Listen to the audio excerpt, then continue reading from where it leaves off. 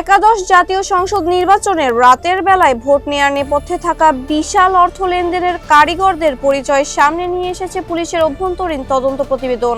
অন্তর্বর্তী সরকারের নির্দেশে প্রায় ৬ মাস ধরে চলা এই তদন্তে উঠে এসেছে গণতন্ত্র হত্যার নজিরবিহীন নীল নকশা, যেখানে ভোট জালিয়াতি নিশ্চিত করতে ব্যয় করা হয়েছিল প্রায় 10,000 কোটি টাকা। তদন্ত প্রতিবেদনে বলা হয়েছে, তৎকালীন আওয়ামী লীগ সরকারের প্রভাবশালী কয়েকজন নেতার সরাসরি তত্ত্বাবধানে বিপুল অর্থ সংগ্রহ করা হয়। দেশি বিদেশি বিভিন্ন ব্যবসায়ী ও শিক্ষা প্রতিষ্ঠান থেকে রাষ্ট্রীয় ও বেসরকারি খাত জিম্মি করে এ তহবিল গঠন করা হয়েছিল। সংগৃহীত 10,000 কোটি টাকার মধ্যে প্রায় 3,500 কোটি টাকা ব্যয় করা হয়েছে আইন শৃঙ্খলা রক্ষাকারী বাহিনী ও প্রশাসনের উচ্চ পর্যায়ের কর্মকর্তাদের পেছনে, আর বাকি 5,000 কোটি টাকারও বেশি অর্থ 6 জন প্রভাবশালী মাস্টারমাইন্ড এবং রাজনৈতিক অপারেশনের নামে আত্মসাৎ করা হয়েছে বলেও প্রমাণ মিলেছে। তদন্তে বেরিয়ে এসেছে, নির্বাচনের 3 মাস আগেই গণভবনে বিশেষ বৈঠকে রাতের ভোটের চূড়ান্ত সিদ্ধান্ত নেওয়া হয়। সেখানে উপস্থিত ছিলেন সরকারের তৎকালীন শীর্ষ নীতি নির্ধারক ও পুলিশের প্রভাবশালী কর্মকর্তারা। ক্ষমতা টিকিয়ে রাখতে প্রশাসন কর্মকর্তাদের হাতে ধাপে ধাপে নগদ অর্থ পৌঁছে দেওয়া হয়েছিল।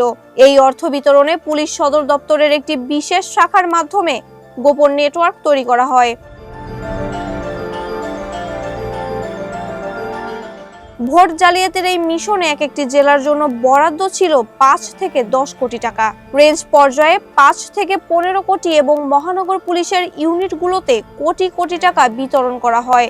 এমনকি মাঠ পর্যায়ে থানার ওসি থেকে শুরু করে সাধারণ সদস্যদের হাতেও পৌঁছে দেওয়া হয়েছিল কলঙ্কিত অর্থের ভাগ। বিনিময়ে তারা কেন্দ্র দখল, ব্যালট বক্স ভর্তি করা এবং বিরোধী এজেন্টদের বের করে দেওয়ার মতো দায়িত্ব পালন করেন। তদন্ত কর্মকর্তারা জানিয়েছেন, জালিয়াতির মূল কারিগর ও সহায়তাকারী হিসেবে পুলিশ ও প্রশাসনের শীর্ষ কর্মকর্তাদের একটি তালিকা তৈরি করা হয়েছে। অভিযুক্ত কর্মকর্তাদের অনেকেই বর্তমানে বিদেশে পালিয়ে যাচ্ছেন, আবার কেউ কেউ দেশের ভেতরেই আত্মগোপনে। ওবায়দুল কাদেরের সার্বিক ব্যবস্থাপনায় প্রতিটি পর্যায়ে আওয়ামী লীগের নেতাকর্মীদের এই প্রক্রিয়ায় যুক্ত করা হয়েছিল। বর্তমান সরকার এই ভোট কলঙ্কের সঙ্গে জড়িতদের তালিকা ইতোমধ্যে দুর্নীতি দমন কমিশনেও পাঠিয়েছে। মাহবুবা ইসলাম, মানব কণ্ঠ।